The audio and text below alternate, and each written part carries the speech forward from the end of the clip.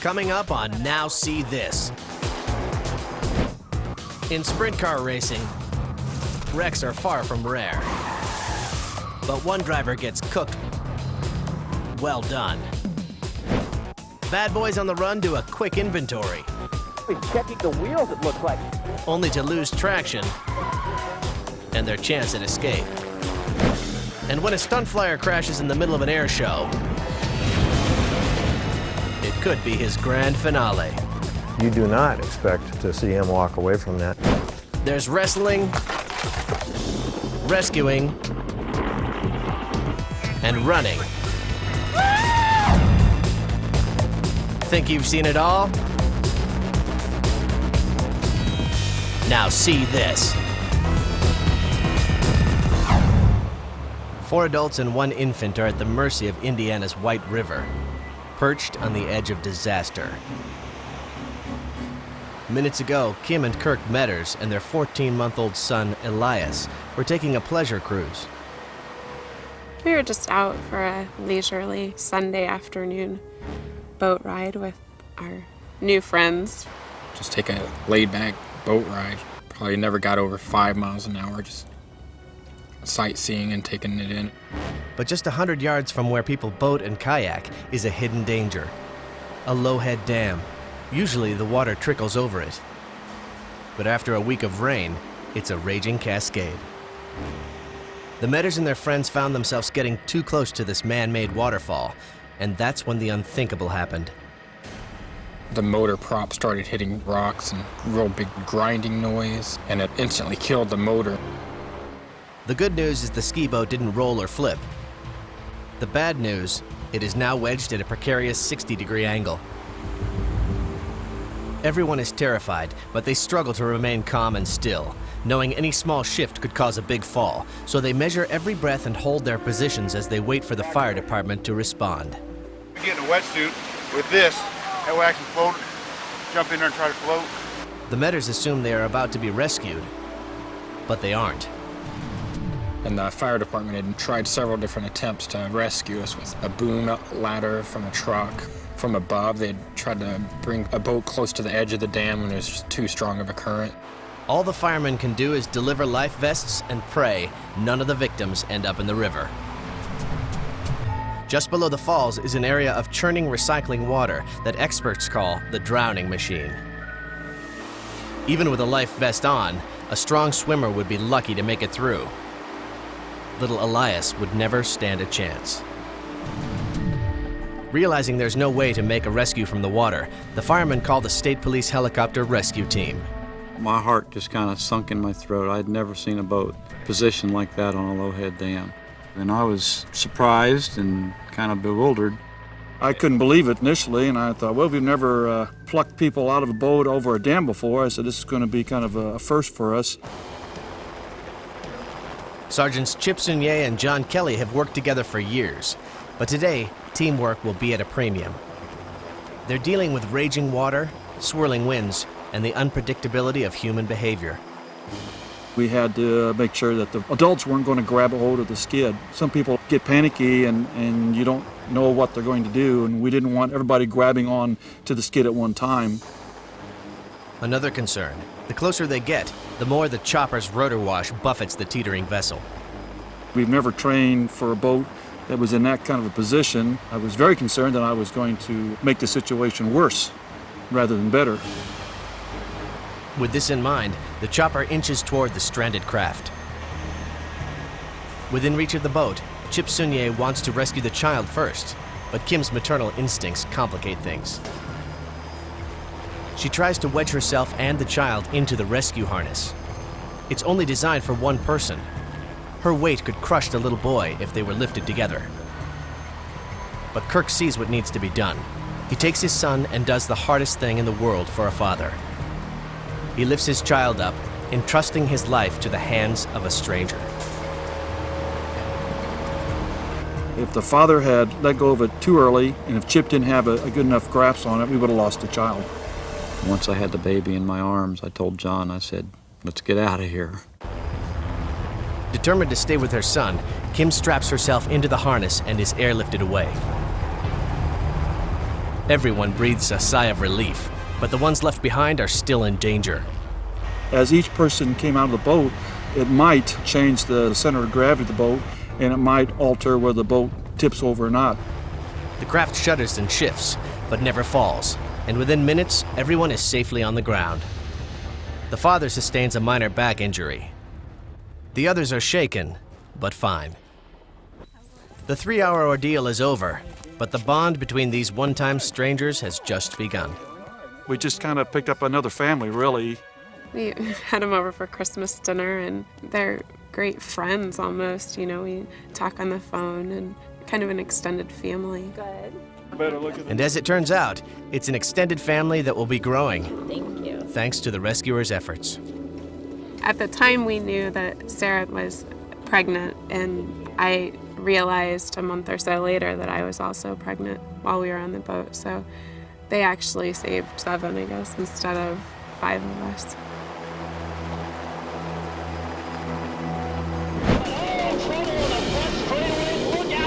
Sprint car racing.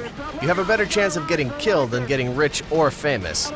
But the racers still have a fiery passion for their sport. I love racing, and this is my only hobby. The money is low, but the stakes are high as they fly around these dirt tracks at up to 150 miles per hour. And a major crash. Helping to work on the car. Oh, and we get her upside down. Front straightaway into It's also expensive. tire shredded. That's why you need sponsors. Racer Steve Furman in car number 30 has financial backers, although their name doesn't necessarily inspire confidence. All my support comes from my family. As you can see, the Fairman Mortuary is one of my sponsors. Between embalmings, Steve's father got him into the sport at age 12 and taught him the skills to compete and survive. My dad always insisted on being prepared for any type of crash. When I was younger, he always made sure that I knew what to do.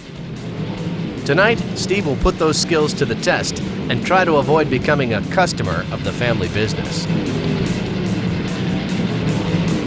The racers get the caution flag soon after starting, but when they're back on pace, a broken fuel line drenches Steve with methanol, and all it takes is a spark. And on the back straightaway, fire erupts on the 30F of Steve Furman, and he quickly gets out of the car on fire. Red flag needed. When I decelerated, I felt fuel come around me, and I knew I was in trouble. Steve becomes a human fireball. He's out of the inferno in under 5 seconds. He knows if he stays inside any longer, he'll be overwhelmed by the flames and burnt to a crisp. I've wrecked, say, 20 times in my career, flipping through the air and crashing hard onto the ground, but definitely a fire is the scariest situation to be in. Steve got away with minor burns on his chin and the back of his neck. He's back to racing, but the incident earned him a nickname that he can't shake: Steve Fireball Furman. Flash to his friends. And on the back straightaway, fire erupts on the 30F of Steve Furman.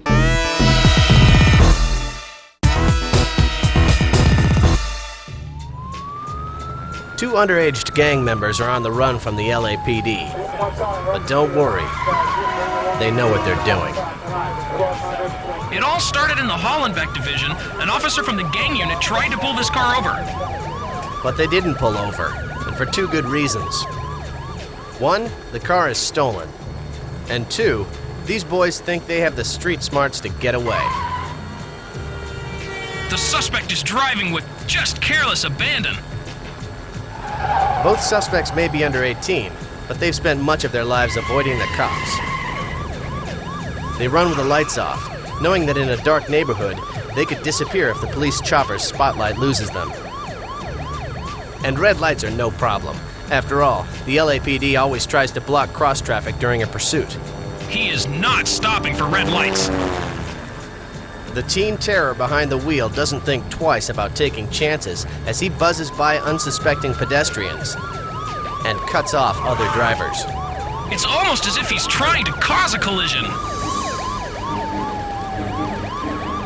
Meanwhile, his partner in crime is so confident, he's performing for police on the ground and in the air. We don't know if he's flashing gang signs, or if he's waving to the police helicopter, or if he's taunting police. When traffic does get in the way of these cocky kids, they either do a little urban off-roading or take a more dangerous detour. He's gone on the wrong side of the road, and those folks who are coming the other way, he came head-on with those folks who were trying to get by. And why are they so brazen? They know the LAPD's pursuit policy doesn't let them use their cars to ram a fleeing vehicle. So the suspects don't even flinch as they motor past any police cruiser in their path. And when the cops seem to back off, the boys get suspicious, realizing the cops may try to blow their tires out with spike strips. They check their radials by hand. Now he's checking the wheels, it looks like. With 4 solid tires and a car full of swagger, the bad boys hit the road again, convinced that they're going to get away. They aren't even shaken when a mile-long freight train causes a detour. You can see the train, so he's going to be stuck. Rerouting on the fly, the driver heads to a new neighborhood and likes the results. The LAPD is backing off. Could these homeboys be home free? No chance. Hard on the brakes now. You can see the officer on one side of the car. Suddenly, a cruiser races up and rams the white sedan. Could this be one rogue cop who refuses to back down? The boys don't stick around to find out. They hit the gas. Suddenly running scared, the suspects lose their cool and then lose control. With a look of utter surprise on their faces, the suspects look up to see they are surrounded. This wasn't the way it was supposed to go. So what changed? It turns out the detour they took brought them into the city of Monterey Park. And what these know-it-all suspects didn't know is that the Monterey Park police are a bit more aggressive when it comes to ending pursuits.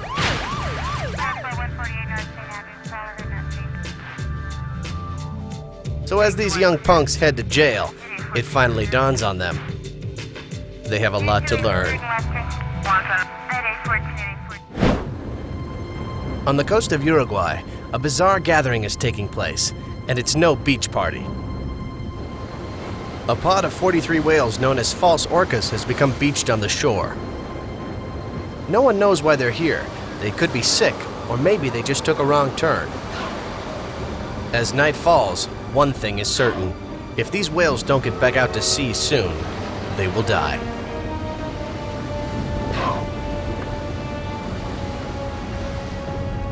In an unprecedented joint operation, scientists, firemen, and every branch of Uruguay's military contribute to a rescue effort that lasts all night, into the day. It's a veritable meeting of the mammals as the two-legged land creatures roll their flippered distant cousins away from the shoreline. But there's a hitch. Many of these false orcas weigh in at nearly 2 tons. Far too heavy to move by hand. The clock is ticking, and the whales are losing strength. The rescuers need some help from above, and they get it. In the form of an Air Force helicopter. The whales are strapped into a giant harness, which is hooked to a cable dangling from the belly of the copter. The signal is given, and the pilot tries to raise the whale. But even the helicopter strains from the weight. At last, the creature is raised. The whales are airlifted 500 meters offshore. They must be a confusing sight to the seagulls in the area. Finally, the whales are plunged back into familiar waters, where scientists believe they can get back on track to their destination. The entire operation lasts 16 hours, and by the end, the rescuers have their system down.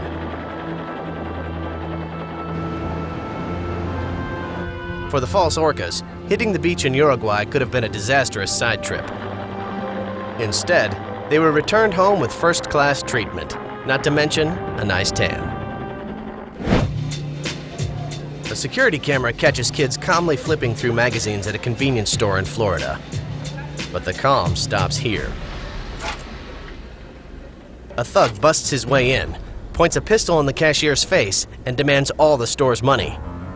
But this bandit has no clue he's messing with a former cop turned cashier. The only thing that went through my mind was, he can't do this to me. The thief threatens to kill James if he doesn't hand over the cash, but James isn't budging. After a few seconds of him standing there waiting for me to open the register, and I wasn't moving, so he came around to my side of the register. James should be shaking in his boots, but his prior police training tells him the gun is a fake. I just stood there and looked at him like, what kind of idiot do you think I am? The robber has had enough of his attitude. He grabs the register, which is still plugged in, and bolts for the door. But this funny game of cat and mouse is about to get scary. A woman headed for the store becomes part of the struggle. James chases the robber out with a bat, and the woman gets tangled between the two.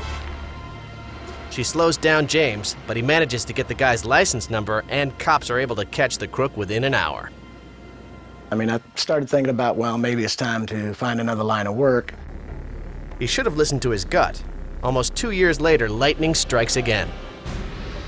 James is helping a customer in the back of the store. I heard somebody enter the door, and he was walking over toward the freezer section.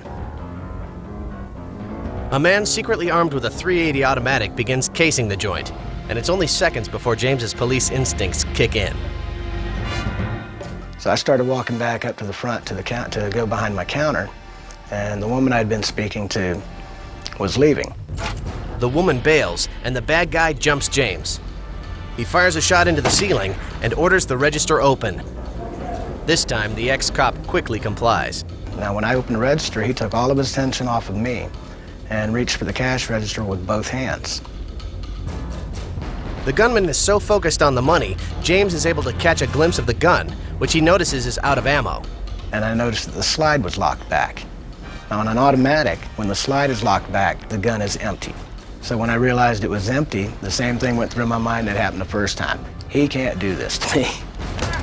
James tackles him, and the thief tries to pull the trigger, but nothing happens.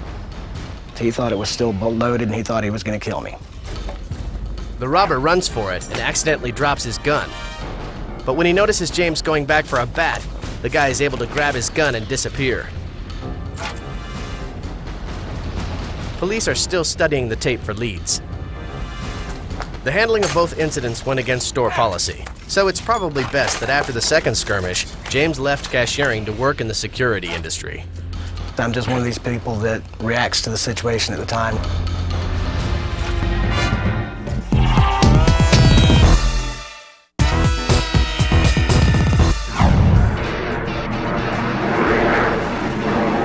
It's a clear day in the skies over Salinas, California.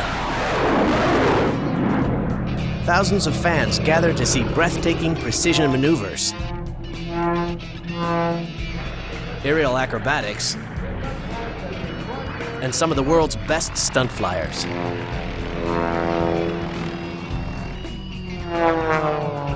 But even with these seemingly death-defying feats, in 19 years, the California International Air Show has never had a single mishap. Until today. The crowd will have to witness something they hoped never to see. The man inside this super-powered turboprop is Wayne Handley, a grandfather and former fighter jock who's never been able to give up his need for speed, even if it means risking his life. The plane Wayne is flying today is so light it can take off in a few feet, go straight up, and stop on a dime. He's done this same maneuver many times before. Today will be different. From about 2,000 feet, he drops down at over a 70-degree angle of descent, ladies and gentlemen. But suddenly, the engine flames out. Wayne doesn't have the power to pull out of the dive.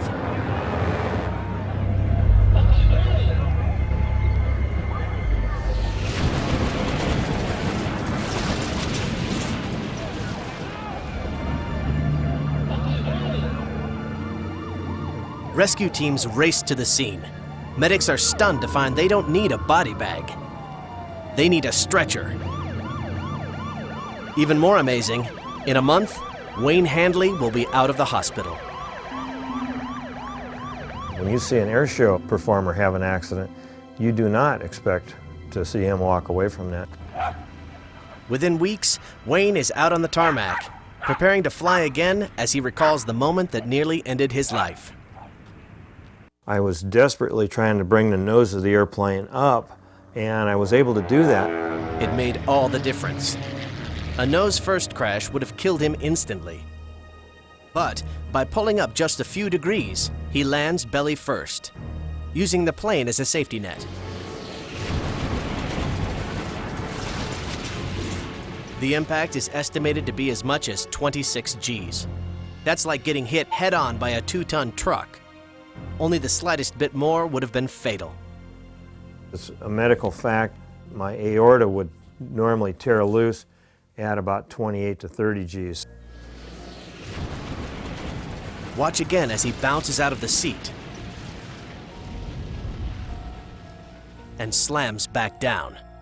I come out of the seat probably 3 to 4 feet. I think that's where a lot of this damage happened. But if he had been thrown from the plane, rescuers would have been scraping Wayne off the tarmac. I broke my vertebrae L2. In fact, it was used for parts. My sternum was broken, and my ribs broke parallel to my spine. These injuries would send most men to the retirement home, but not Wayne. I am still flying. In fact, I was able to start flying again within just slightly, I guess, over a month. Wayne Handley defied the medical odds, just as he once defied gravity. There isn't anything that I can't do because of my back. So I'm one of the luckiest guys around. I have no pain. But no pain doesn't mean his life is back to normal. The crash compressed his spine and smashed a vertebra so badly, it had to be removed, leaving him 3 inches shorter. I can't stand to sit at the dinner table and look up at my wife, so I actually sit on a cushion just so I can look at Karen eyeball to eyeball. Wayne has kept his sense of humor, but he had to give up something he loves: performing. I crashed in front of the hometown crowd. My family, grandchildren, friends put a lot of hurt on a lot of people. So I retired after the accident from airshow flying, and what I'm doing now is I'm coaching competition and aerobatic airshow performers. He continues to put his experience to good use as one of the industry's staunchest advocates for better safety. So this won't happen to any other pilot. No matter how bad the odds,